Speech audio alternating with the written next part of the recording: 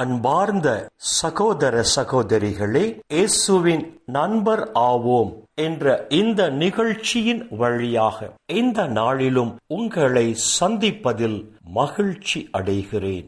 இந்த இறை செய்தியை கேட்கிற உங்களுக்கும் உங்கள் குடும்பத்தில் உள்ள ஒவ்வொருவருக்கும் சமாதானம் உண்டாவதாக.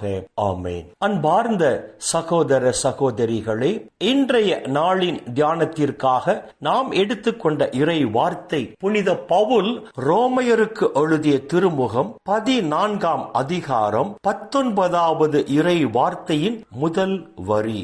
ஆகையால் அமைதிக்கு வழி வகுப்பவற்றை நாடுவோமாக என்று புனித பவுல் இங்கு எழுதுகிறார். புனித பவுல் ரோமையருக்கு எழுதிய திருமுகம் 12ஆம் அதிகாரம் 18ஆம் இறை வார்த்தையிலும் இதே கருத்தை வலியுறுத்தி சொல்வதை நாம் பார்க்க முடியும். நாம் வாழ்கிற குடும்பத்திலும் நாம் வாழ்கிற சமுதாயத்திலும் எல்லா மனிதர்களும் சமாதானமாய் ஒற்றுமையாய் வாழ எது தேவையோ அதை நாடி தேடு என்று புனித பவுல் இங்கு அழகாக சொல்லுகிறார். நம்முடைய குடும்பத்திலும் நாம் வாழும் சமுதாயத்திலும் எல்லா மனிதர்களும் சமாதானமாய் ஒற்றுமையாய் வாழ வேண்டும் என்றால் நம்முடைய சிந்தனையும் நம்முடைய பேச்சும் நம்முடைய செயல்களும் அதற்கு வழி வகுப்பதாக இருக்க வேண்டும். ஆம் அன்பார்ந்த சகோதர சகோதரிகளே, நம்முடைய சிந்தனையும் நம்முடைய பேச்சும் நம்முடைய செயல்களும் நம் குடும்பத்திலும் சரி நம்முடைய சமுதாயத்திலும் சரி எல்லா மனிதர்களும்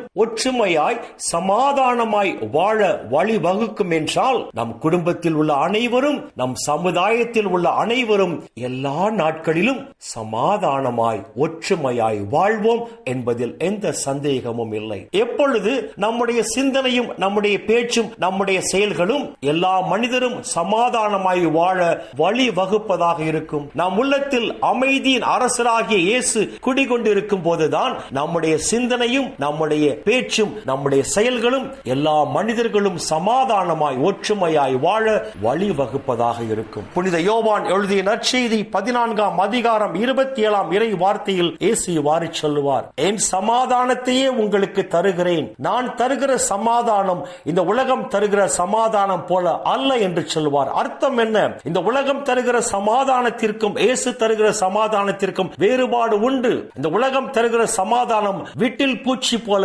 சிறிது காலமே நீடிக்கும். ஆனால் ஆண்டவர் இயேசு தருகிற சமாதானம் நித்தியத்திற்கும் நீடிக்கும் என்ற கருத்தில் தான் ஆண்டவர் இயேசு அங்கு தெளிவாக சொல்லுகிறார். அமைதியின் அரசராகிய இயேசு என் உள்ளத்தில் தங்கி வாழ வேண்டும் என்றால் தூய ஆவியின் தூண்டுதலுக்கு ஏற்ப நாம் வாழும் போதுதான் அமைதியின் அரசராகிய இயேசு நம் உள்ளத்தில் தங்கி வாழ்வார். அப்போதுதான் நம்முடைய சிந்தனையும் நம்முடைய பேச்சும் நம்முடைய செயல்களும் நம் குடும்பத்திலும் சரி நம் சமுதாயத்திலும் சரி எல்லா மனிதர்களும் ஒற்றுமையாய் சமாதானமாய் வாழ வழிவகுக்கும். எனவே அன்பார்ந்த சகோதர சகோதரிகளே, இந்த இறை வார்த்தைகள் வாயிலாக புனித பவுல் நாம் நல்ல கனி தருகிற மரமாக வாழ வேண்டும் என்றுதான் தெளிவாக எடுத்துச் சொல்லுகிறார். ஆண்டவர் நம்மை தேர்ந்து கொண்டது நாம் நல்ல கனி தரதான் என்று புனித யோவான் எழுதிய நற்செய்தி 15ஆம் அதிகாரம் 16ஆம் இறை வார்த்தையை தெளிவாக எடுத்து சொல்லுகிறது. அன்பார்ந்த சகோதர சகோதரிகளே, ஆண்டவர் இயேசுவின் அடிச்சுவடுகளை பின்பற்றி வாழுகிற நாம் வரப்போகிற நாட்களில் தூய ஆவின் தூண்டுதலுக்கு ஏற்ப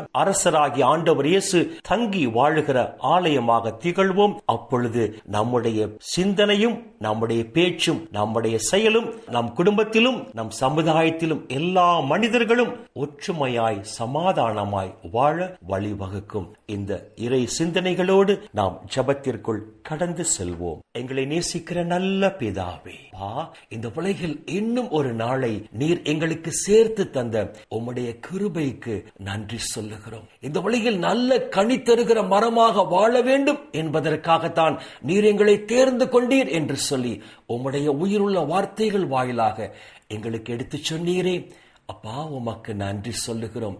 உம்மால் தேர்ந்து கொள்ளப்பட்ட நாங்கள் வரப்போகிற நாட்களில் தூய ஆவின் தூண்டுதலுக்கு ஏற்ப ஆண்டவர் இயேசு தங்கி வாழ்கிற ஆலயமாக இந்த உலகில் நாங்கள் திகழ்ந்து இந்த உலகில் நாங்கள் எல்லா மனிதர்களும் ஒற்றுமையாய் சமாதானமாய் வாழ நாங்கள் செயல்படும் போது அப்பா பிதாவே, இந்த உலகிலும் தேவரீர் எங்களை ஆசீர்வதித்து இந்த உலக வாழ்வின் முடிவில் நிலை வாழ்வையும் எங்களுக்கு பரிசாக தருவீராக.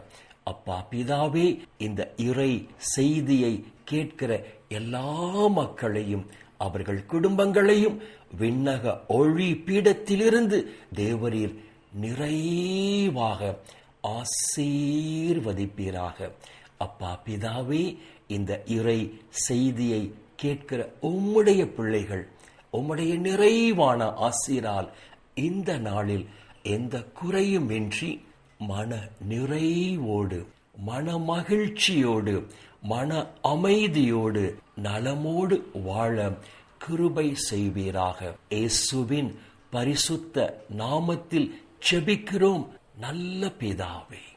ஆமேன், ஆமேன், ஆமேன்.